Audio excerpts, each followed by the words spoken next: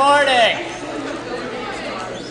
All right, so who had Professor Meldrum last semester? All right, so a little less than the 10 o'clock section. Well, anyway, I neglected to tell everyone this on Wednesday, but he and his wife had their second child on Wednesday. Aww. And so they've kind of become friends with my wife and I, and so I guess my wife has been thinking about children. So anyway, she's a vivid dreamer. She dreams vivid. Every morning we wake up and it's like 10 minutes about the weirdest stuff. And she woke up the other day and she was like, I dreamed we had a baby. And I was already like, oh, okay. And she was like, but, all right, so the name that we gave the baby was Edward Cullen. And so, I mean, I was like, why did we give it a different last name? And apparently later it turned into a puppy. So maybe she just wants a second dog. But also, it really freaked me out a little bit because I was like, wait, so you've read those? And she was like, shut up. It was 8th grade. Everyone was doing it. And so she's cool. She's all right. Anyway, our baby Edward Cullen. All right, so I got an email last night that I got an email last night and someone said, Dr. Walk, I don't think that the notes are right.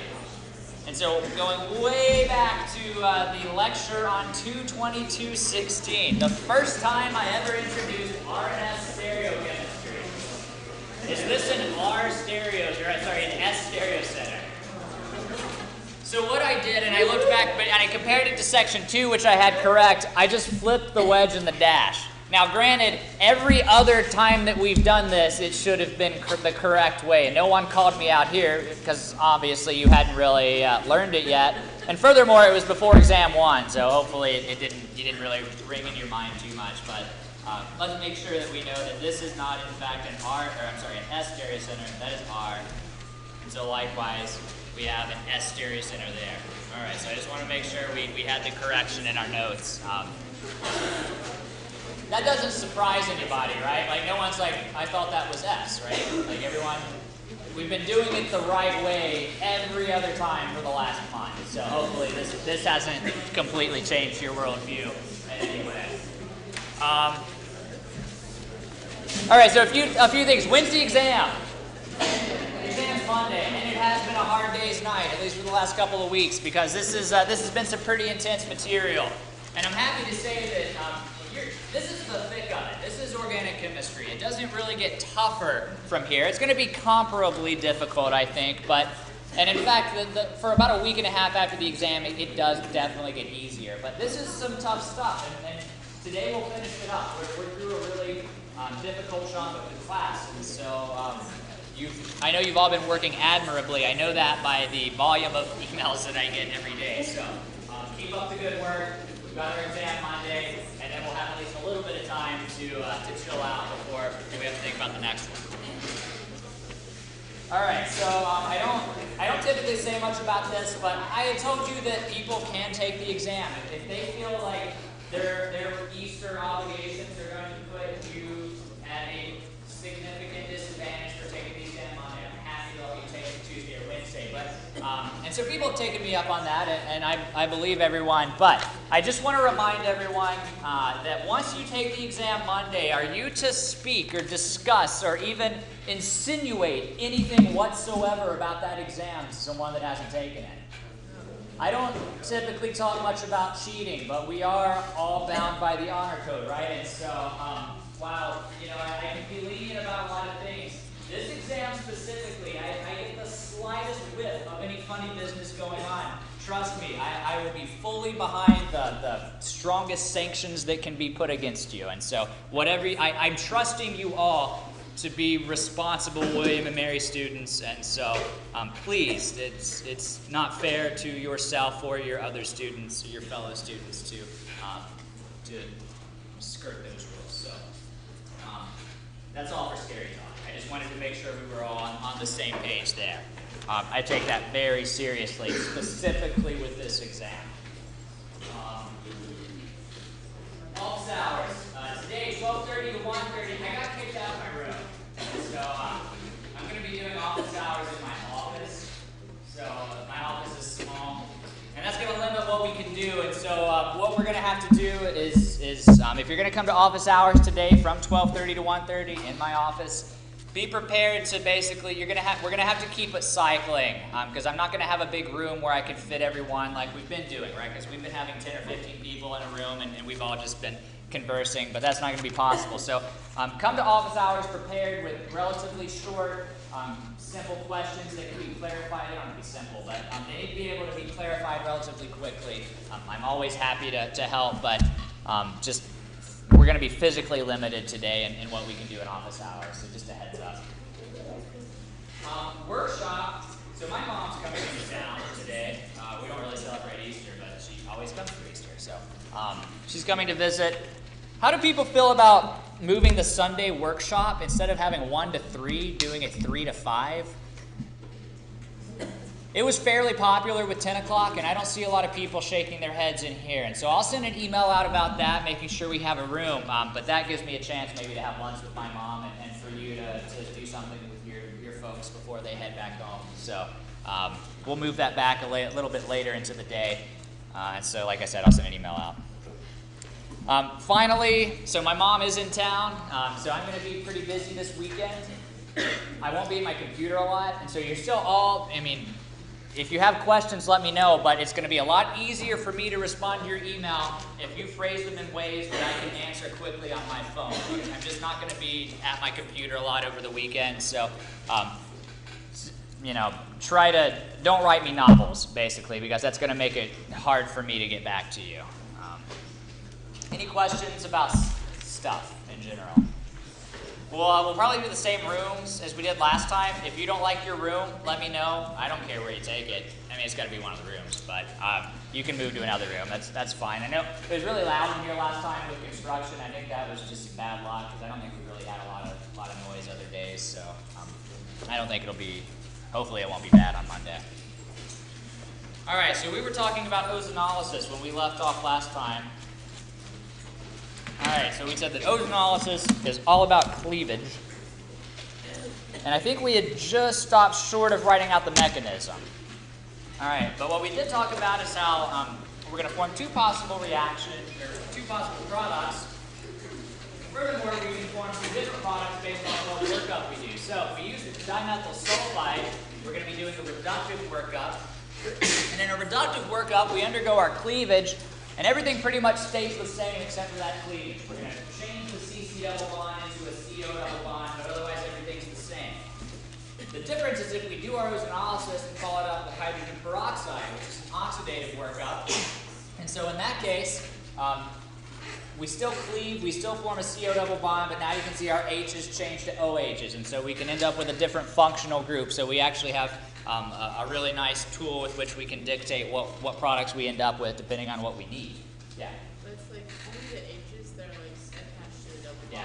Yeah, and so you look at this methyl group, it's got H's, but we're not changing those to OH's. It's going to be the hydrogens that are directly attached to our alkene. So this H qualifies because it's directly attached to the alkene, but these wouldn't because they're on a methyl group. Yep. All right, so let's look at this thing mechanistically and see how it's going to work. We're only going to learn one step, because honestly this mechanism gets pretty challenging. So we'll just look at the first step. We'll see that it is in fact a concerted mechanism that adds a syn fashion. And so ozone is very much a canonical example of resonance in organic chemistry. So the ozone structure, let's see. We're going to have, let's draw it the other way. Let's draw double bond here. Okay, so the ozone structure looks like this. Can we draw a resonance structure where we get rid of the charge separation? Well, unfortunately we can't, because if we try to form a double bond there, how many electrons would we have around the middle oxygen?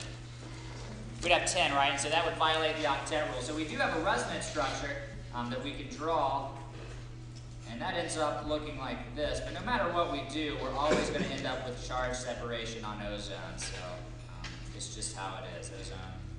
Ozone's a weird molecule.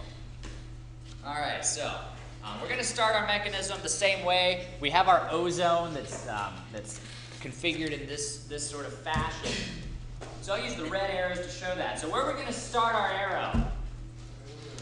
Pi bond, right? We are always starting at the pi bond. So we start our arrow at the pi bond, and so in this case, we draw it to this oxygen. Now this would violate the octet rule if we form a new bond to oxygen, right? So what can we do to eliminate that?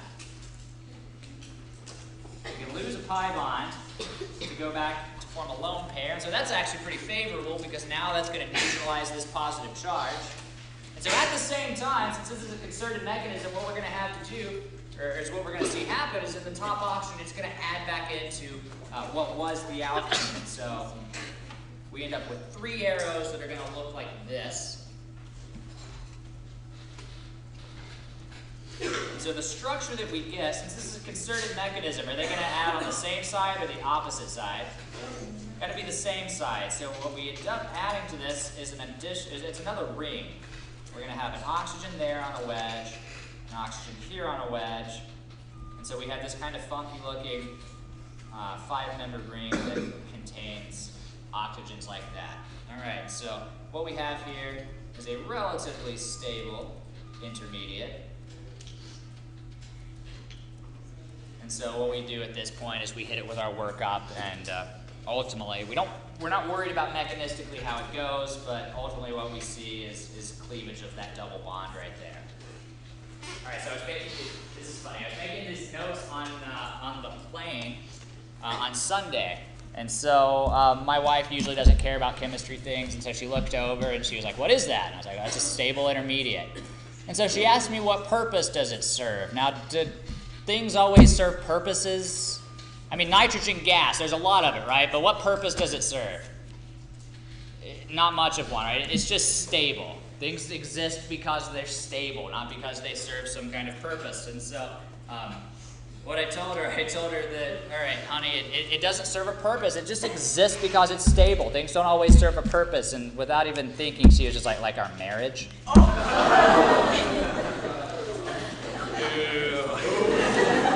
No, Jesus. Yeah, no, she's great though. I love her. Yeah, I know. All right, so we get to this stable intermediate, like our marriage. It just is stable, I guess. And so we're not going to worry about anything mechanistically after this. And so what we're going to do is we're just going to show a second arrow, and we're just going to say this stuff happens. Because honestly, it's for fun, I was trying to remind myself what the actual I couldn't even remember what it is. It's complicated. But what we end up with in this case, and the easiest way, and notice that in this case we have a cyclic alkene, right? We have a cycloalkene. So how many products are going to form when we cleave the double bond of a cycloalkene? We're just going to have one product, right? Because these carbons, they're still attached through the other side of the ring. So we're going to end up with one product in this case. And so I think it's often useful to go over here and go ahead and just number your carbons to make sure you're counting correctly. So let's see, we're going to end up with a product that looks kind of, if we draw it in the same way as the ring is oriented, we'll end up with something like this. And let's call this, we'll do the reductive workup. So that's going to leave everything the same. So then over here we end up with a carbonyl with a hydrogen like that. So let's number it and make sure that works. So we've got 1, 2, 3, 4, 5, 6. And so you could just draw this out. You could say 1, 2, 3, 4, 5, 6. You know, you want to add a carbonyl there and a carbonyl there. And so are those the same thing? Yeah, that's the same thing. It's just been kind of straightened out. So we're only going to form one product in this case. And so what we end up with is this dicarbonyl product. All right, so we see a dicarbonyl single product whenever we open up a cycloalkene. All right, so let's add that to our table. So this is reaction 8. It's a little hard to show electrophile nuclei class, so let's actually just show out kind of like the reaction scheme here. So if we start with a double bond, and we do a reductive ozonolysis, we're going to end up with products that look like this. All right, so we'll split this thing in half more or less, and so end up with two products that are carbonyls now. Our reagents, we're hitting it with O3, and then for our reductive workup, what's our reagent? It's dimethyl sulfide, so you can also write a couple of CH3s there. Same thing, so it's dimethyl sulfide. This is an oddball reaction. Are we really having any regioselectivity or stereoselectivity?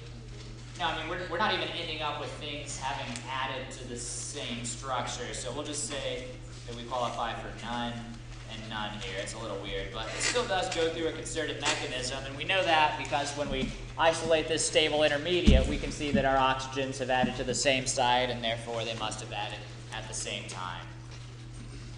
All right, so we can also have the oxidative workup, and so in the oxidative workup, we end up with a couple of products that are going to look similar. However, our implied hydrogens are now converted to OH groups. Like that. And so here are reagents. We hit it with O3. And then what's an oxidative workup? Yes, hydrogen peroxide. So you hit that with H2O2, and that's how we form the oxidative products, more or less. All right, so we're almost to the end of the road. One more reaction. This one honestly is kind of straightforward. So what we'll show is, or at least we'll go ahead and call this, we'll name it a reduction using H2 and some sort of metal catalyst. And so our metal catalyst, all right, so things that you'll see PT used as the catalyst. What's PT? It's platinum. Platinum's pretty expensive. You'll also see nickel used as a catalyst. The most common catalyst that you'll ever see used synthetically for a double bond reduction, and this is another example of a reaction that is actually pretty useful and is carried out quite a bit in the lab. Most commonly, we use what is written as PD/C, and so that's palladium that's kind of mixed with carbon. So you have this black solid that you'll add to your reaction. You'll throw in some hydrogen gas, and the way this works is, so we've blown up hydrogen balloons before, and so you take your hydrogen balloon and you more or less stick that onto your reaction and you flush your reaction out using the hydrogen gas so that you just have a hydrogen atmosphere left. And so you can undergo this reduction in that manner. So palladium on carbon is really common. And so what the reaction ends up looking like is we'll start with this cycloalkane. So we'll go ahead and just use palladium on carbon since it's so common. What we end up doing is this stereocenter stays the same. And of course, we can add to the front face or the back face because of the planar nature of our double bond, but I guess the question is what we're adding. So if we add to the front face, that's going to push the methyl back on a dash. And so the tertiary carbon on top, what we'll add is a hydrogen. And so on the secondary carbon on the same side, what we will have added is just another hydrogen. So basically what we're seeing is that we're just basically changing our double bond to a single bond. We're adding a couple of hydrogens on there, and it's a way for us to pretty quickly and easily go from an alkene to an alkane. There's still this hydrogen down there, but I guess the point is these have added,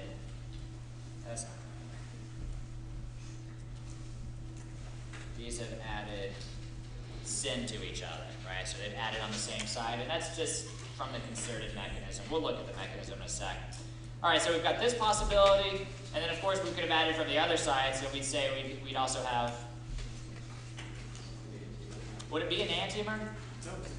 It wouldn't, right? Because we already have this chiral center set, and it's never going to change. So in this case, it would be plus diastereomer. So that's going to be an important distinction to make when you're writing out products on the exam. You have to know whether or not they are enantiomers or they are diastereomers. All right. So mechanistically, you're not going to be responsible for the mechanism, but I do want to show why we end up getting this syn addition. So what it is this isn't a particularly good organic mechanism because we're involving, we'll call it platinum in this case. So we've got our metal catalyst, and so what I'm showing you is the surface of our metal, right? So it's the surface of our platinum. And so what we're going to have in there is some H2 gas. So we start out with these two things, and initially what happens is they're going to combine such that now we end up with our hydrogen connected to our platinum. All right, so that's the first step. So now we've got our hydrogens basically there, and it's kind of like, they're not like fruit on a tree. They can be plucked right off of our platinum catalysts. And so that's pretty much what happens. So what we show here is we can show an alkene, and we'll show it planar, and I'm just going to put some generic groups. So we'll just call that 4, call that 3, this one 1, and this one 2. All right, so we've got our alkene, and so it's sitting there in a planar fashion, and so what we're doing is the alkene is approaching this hydrogen platinum catalyst from its bottom face, and so what we end up seeing, and it wouldn't technically maybe happen like this, and so we don't worry too much about the arrows. I just want to kind of show you what's happening connectivity-wise. So what we end up seeing is sort of something like that. All right, so the product that we end up, and again, you're not responsible for this mechanism. I just want to show you why it's cis. I'm sorry, why it's a syn addition.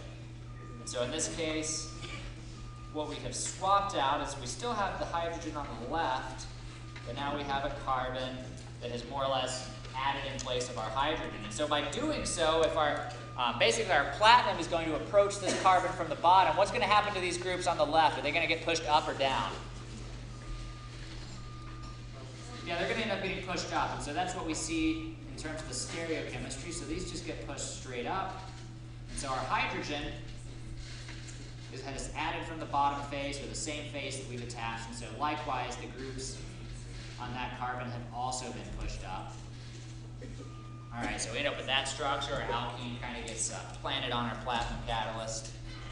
And then finally, what we see happen is something sort of along the lines of this. So again, don't worry too much about it. The point is, our hydrogen is going to be on that same side as the carbon-platinum bonds here. And so what we'd end up with is going to be a product of our hydrogens added syn. Yeah, they've definitely added to the same side of our double bond. So mechanistically, this is kind of how it works. This is a very, very, very general look at how organic things can interact with inorganic things. And again, one last time, you are not required to really know that mechanism. What you do need to know is that you get a syn addition because of it. So let's just add it. We're good. This will be reaction number 9. The electrophile that we end up with on our alkene is what? Hydrogen, and so the nucleophile is what? Hydrogen. And so we're always going to have H2 along with some metal catalyst, so you might see platinum, nickel. Most likely you'll see palladium on carbon. It's pretty cheap. Even the palladium's pretty expensive. So, regiochemistry, we're adding the same group, so we don't worry about regiochemistry, it doesn't matter. But stereochemistry, does it have stereochemistry? Yeah, it has stereoselectivity in that it's going to be a syn addition. And so the mechanism type is going to be conserved. And so that brings our table to an end. That's all. Folks, we're there. We did it. All right, so that's the 9 reactions that we're going to be responsible for on Monday's exam. And really, I figured we'd just spend the rest of the class either discussing something you'd like to talk about, or I was looking over the exam this morning and I had maybe some nuances that we could talk about that might point us in the right direction. But yeah, I see. Of course, you would want to talk about that. All right, so let's just have a chat. Let's have a nice 20-minute chat about stuff in general. Okay, so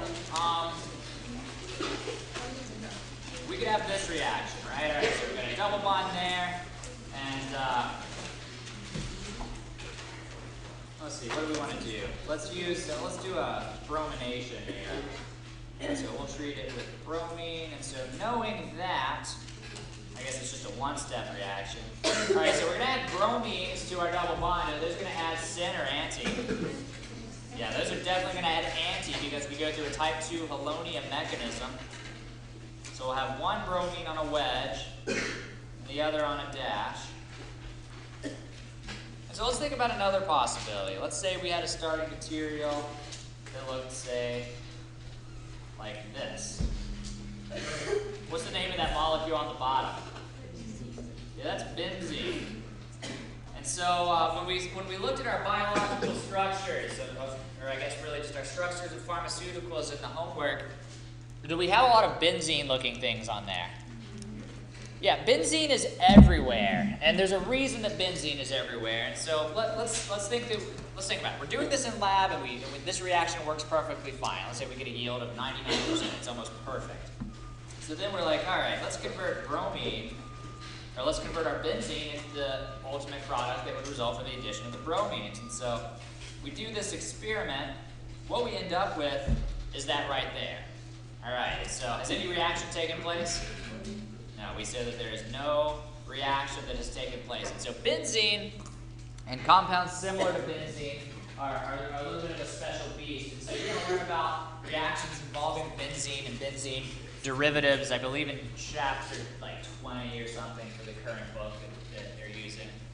And so that's towards, I think, the end of Orgo 2, but I just wanted to talk, maybe give you a little introduction to why these things aren't reactive. So what it is that anytime we have single and double bonds back to back in a ring, all right, so there's two things. We have to have that, and then number two, we have to have a number of pi bonding electrons equal to 2 or 6 or 10, etc., etc. We have this many pi bonding electrons. So let's look back at our benzene structure. How many do we have? We've got 2 here, and 2 here, and 2 here. So does that qualify? Yeah, it does. This is a special case that we call aromatic. All right, so the end result is that if these two qualifications fit, we have single, double, around some ring, and then furthermore, the number of electrons adds up to 2, 6, 10, 14, etc. We find that aromatic rings are incredibly stable.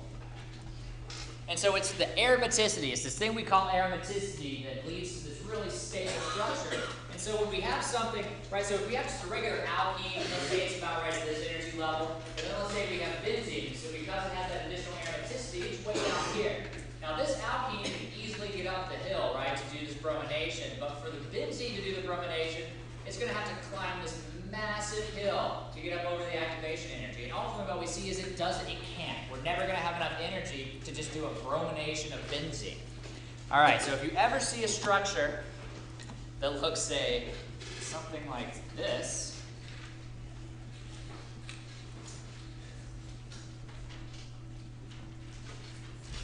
on the sapling, for example, how many reactive double bonds do we have?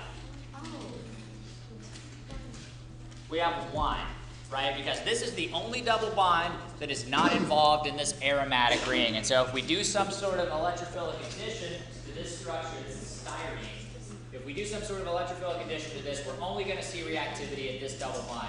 These are going to stay in place. And so the reason they're going to stay in place is if we lost one of the double bonds, would the ring still be aromatic? It wouldn't. And so all that stability, this is going to become a much more unstable structure. And so thermodynamically, it's just not going to be reactive double bonds inside of our ring. No one has asked me about the numbers 2, 6, 10, 14.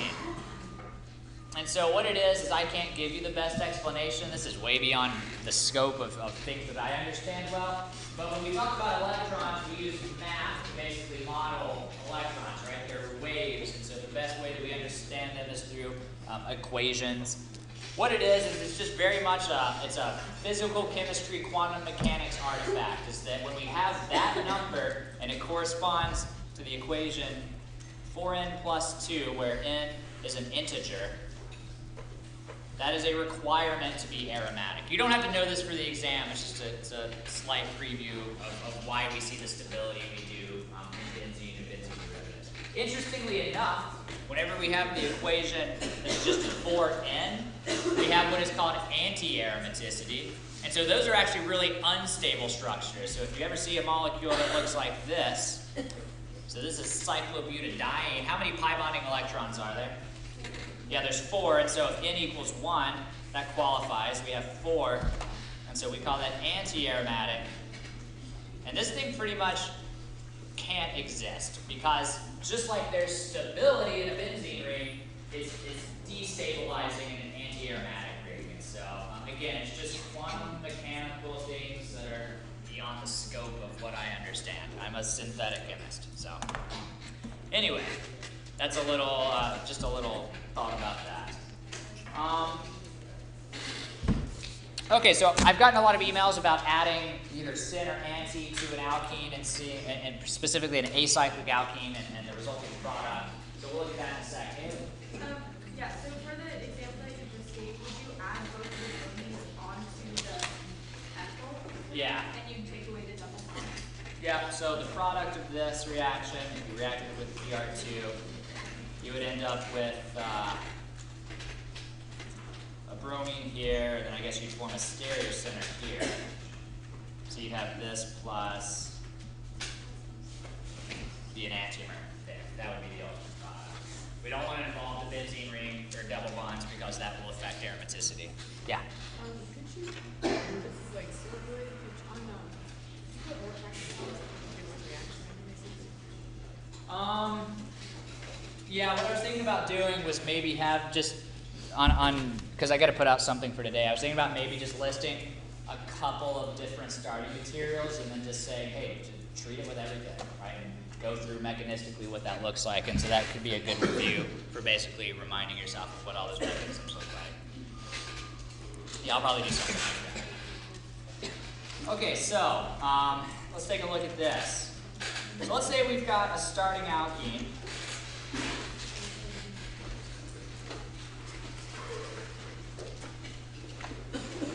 Feel free, please, you guys are a lot quieter than 10 o'clock.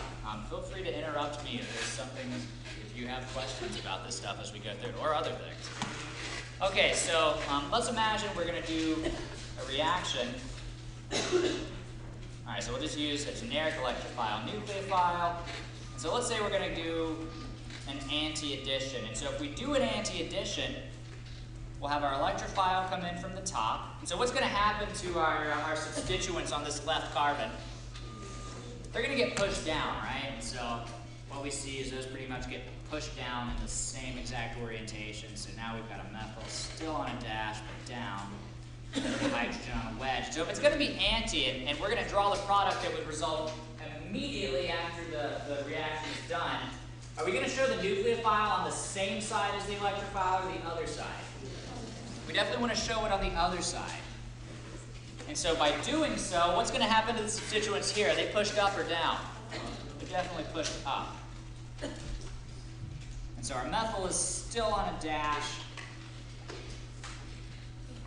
and our hydrogen is still on a wedge. They're just in the upward direction. So then we have another possibility. We've learned about mechanisms that go through concerted type mechanisms, or reactions that go through concerted type mechanisms. And so those we know add with syn stereochemistry. And in that case, what we're going to do is our electrophile and our nucleophile, they're going to add to the same side or to opposite sides. Yeah, it's going to be the same side. It's going to be the alternative to this. And so if we add our electrophile and nucleophile combo, add for the top face, what's going to happen to these substituents? They'll still be pushed down, right? But instead of these being pushed up, since our nucleophile is coming in from the same side, they get pushed down as well. And so what we see is the left side gets pushed the same, but now the right side gets pushed a little bit differently. It gets pushed in the opposite direction. So we've got an electrophile, carbon, and so our substituents are pushed down.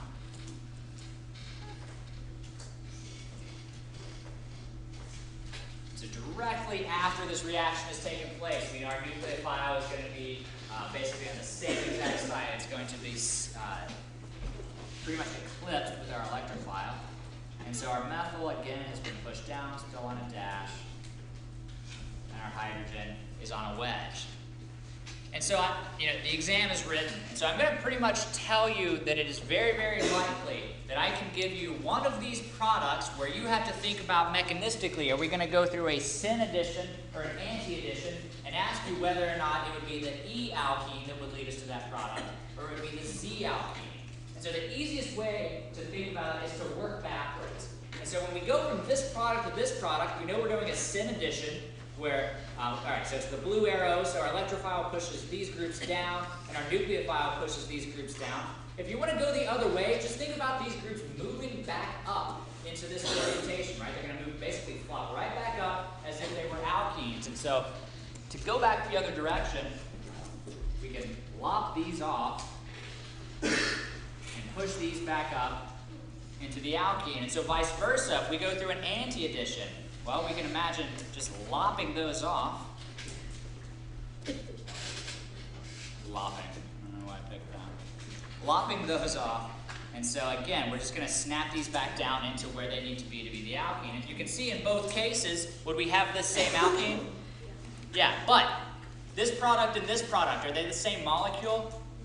They are not, right? Because here we've got the identical carbons on the left side, but basically we have the opposite stereo, or the opposite chiral center on the right side. And so what that tells us is that based on the mechanism, whether it is syn or anti, we're going to end up with different products. And so what you need to be able to do is, being given a product, think about mechanistically whether it's a syn or an anti-addition. You want to line your electrophile and nucleophile up in the correct way, right? So if it's anti, we want our electrophile and nucleophile on opposite sides. If it's syn, we want them on the same side. And then pretty much imagine what would happen if you cut them off. What kind of alkene would result? And so that's going to be the only alkene that can lead you to your product, right? Okay, so the exam's written. I can promise you, basically, that you're going to need to be able to do that. So definitely be familiar with the idea of being given a product and then determining whether it's going to be the E or the Z alkene that would lead to that product. Okay. Other things. Let's talk about. This was my breakfast this morning. I just basically looked at the exam and thought about things we could talk about for 20 minutes. Let's look at this molecule. All right, so let's think about some definitions. How many chiral centers do we have?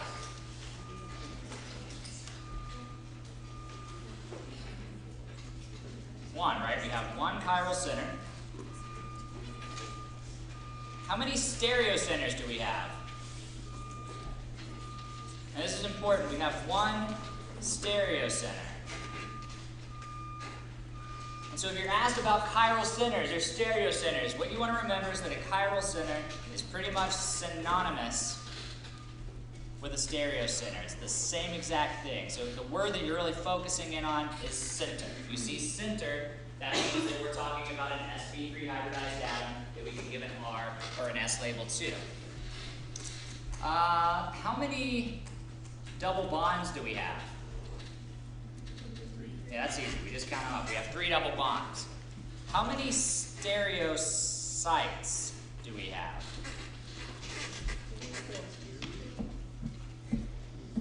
I heard 2, and it is 2. And so we're going to talk about why it's 2.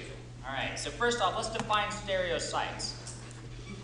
A stereosite is going to be any, let's see, basically it's going to be the number of RS, I'm sorry, very, very sorry, that's 3 stereosites. We're going to talk about why in a second. All right, so it's the number of RS or EZ labels we can get. So let's look back at our molecule and think about how many labels we can give. All right, so is this a chiral center? Sure, it is.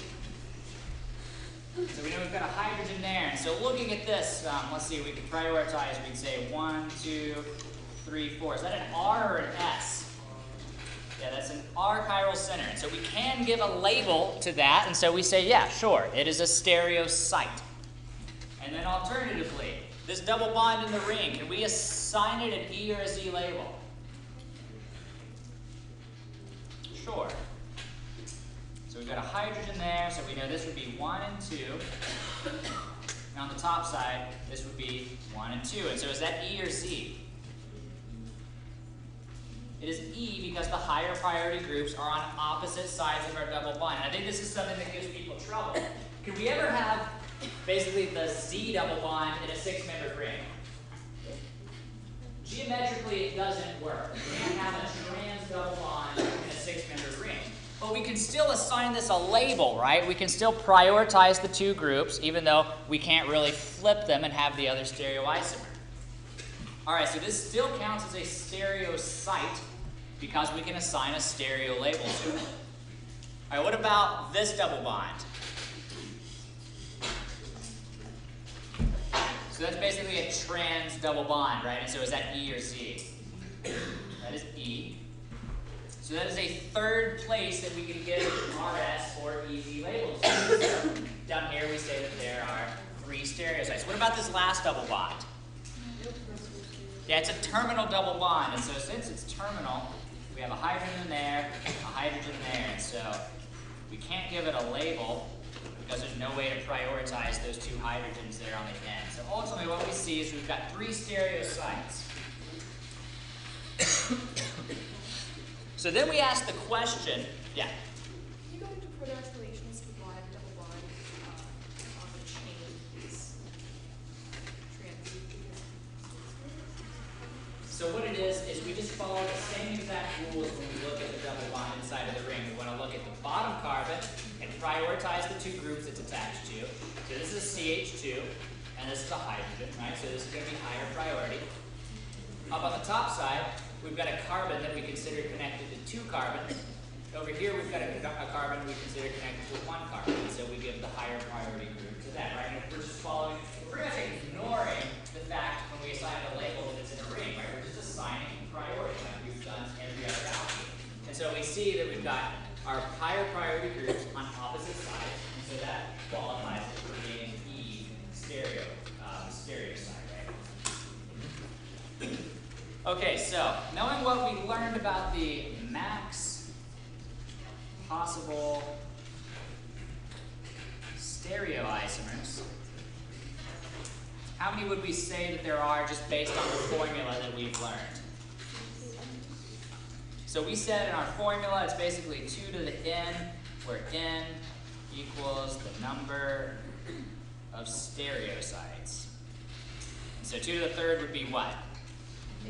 Yeah, we would expect, or at least we would say the max possible might be 8. But of course our formula doesn't always work exactly because when we look back at our stereosites, consider them to be factored into our formula. First off, can we flip this one to an S? Yeah, that's perfectly fine. Can we flip this one to an S? Sure, right? It's an acyclic double bond, and so we can just flip it from this to this, and it's net. Did I say S? Yeah. Z. What about this one? Can we ever flip this to a Z? We can't. And so because we can't flip it into a Z, are we going to consider stereoisomers where this would be a Z? We just count those out. So we have to go a little further. We use our formula. We say, all right, there would be a maximum possible of 8, but we know that this would never be a Z, so we don't even consider it. And so really, how many stereoisomers could we draw for this compound? It would be 2 to the what? It would be 2 to the 2 in that case, right? Because we can never switch this from the E to the Z. And so ultimately, we have 4 since the alkene in the ring is stuck. Okay, so there are some nuances to thinking about how many stereoisomers could really exist. Our formula just tells us based off of how many labels we can give, how many would be possible, but there's cases such as when we have a cyclic double bond that we actually can't form the other stereoisomer, and so it can't exist. exist, right? So the number is actually less than the maximum possible. All right. Questions about that? Yeah. Do we, like, just for the hell of it, name that molecule? So in this case, we have a structure where we have an alkene in the ring and on a substituent, and so we never talked about something that complex, so you wouldn't have to name that, no. Okay, let's look at a few more things. You're so quiet. I can't get Scott to shut up. It's such a difference. Don't tell him I said that. All right, so let's say I love you both equally. Okay, so let's look at these carbocations, and let's think about which is going to be more stable. All right, so we've got a primary carbocation here, secondary carbocation there. Which do you think? First one. Why the first one? Yeah, so we can draw a resonance structure. Even though it's a primary carbocation, we can draw a resonance structure that looks like this. And so what we say is that this is going to be the more stable carbocation because it's a delocalized carbocation. Okay? It's going to be a lot more stable to spread out our positive charge over multiple atoms than it is to have it localized on a secondary carbocation. So then we can also do this. We could say, all right, so let's compare this versus this. And so we have a primary versus a primary. What do you think, the left or the right? Why the right? We can. What makes it different about the resonance structure on the left? Closed shell. Exactly. So what we have is a resonance structure here that is closed shell. So since it's closed shell, we can't draw a resonance structure for this structure right here, which we call the allyl cation. So this is open shell. So even though they can both do resonance, there's better resonance and worse resonance, right? So we have really, really good resonance here because we close the shell. This is just okay resonance. And so in this case, we would find that this, what is called an oxocarbenium cation, is very, very, very stable. All right, so things to think about. Okay, so when we have a concerted mechanism, we know that we don't go through carbocations, and so when we look at this alkene, we can assign an electronic structure, or at least an electronic nature, to the top carbon and the bottom carbon, and we do that with partial charges. And so for the top carbon, do we assign a partial positive or a partial negative? Positive, right? Because when we draw resonance structures, we have a tertiary carbocation on the top one. On the bottom, we have a secondary carbocation, which is a lot less stable. And so we end up with a partial negative on the bottom carbon. So that means when we line up our electrophile nucleophile combo, all right, so the electrophile, is it partial positive or partial negative? Yeah, and so we know that when we start our mechanisms, our electrons jump out towards that electrophile. Because electrons are attracted to positive charges, that tells us that the electrophile must be positively charged, or at least have a partial positive charge. So we can align it this way, such that we have a partial positive there and a partial negative. And so when we start our mechanism, we take our electrons. They're going to be very, very attracted to the partially positively charged electrophile. So since it's a concerted mechanism, our relatively negatively charged nucleophile will be attracted to the top carbon. And so that's going to be the key in terms of talking about regioselectivity and concerted mechanism. Typically, we still see a Markovnikov type addition where we're adding our electrophile to the less substituted carbon. But keep in mind there might be some cases where it's not quite that obvious. So whatever you do, just make sure that you're lining up basically your two dipoles backwards, right? Here we've got a dipole that's up, and here we've got a dipole, here we've got a dipole that's down, and then here we've got a dipole that's up. And so those are basically backwards, and that's why they're attracted that way. Finally, let's talk about this. So let's say we do an acid catalyzed hydration reaction.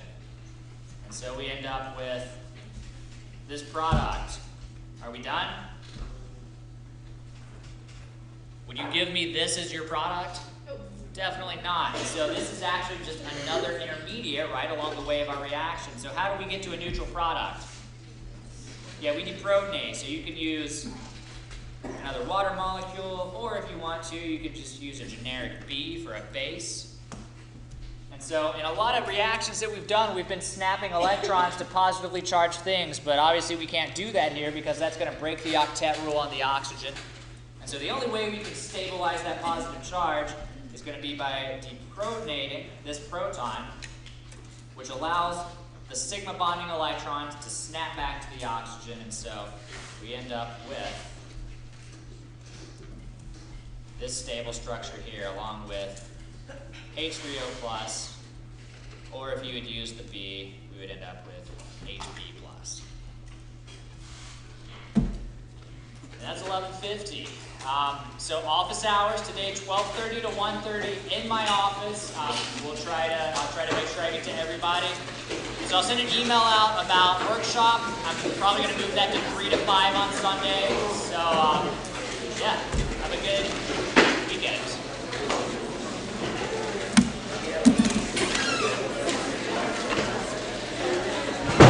I've got one.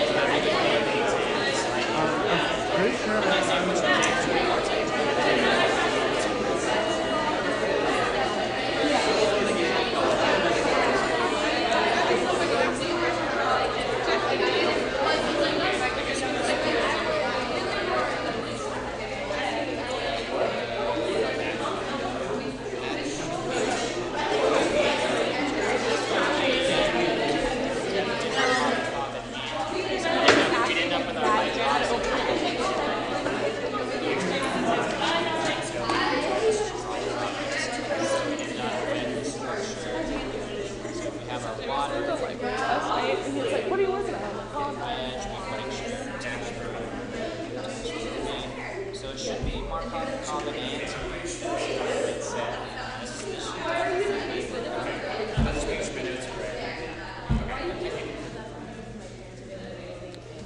Wait, they're coming today?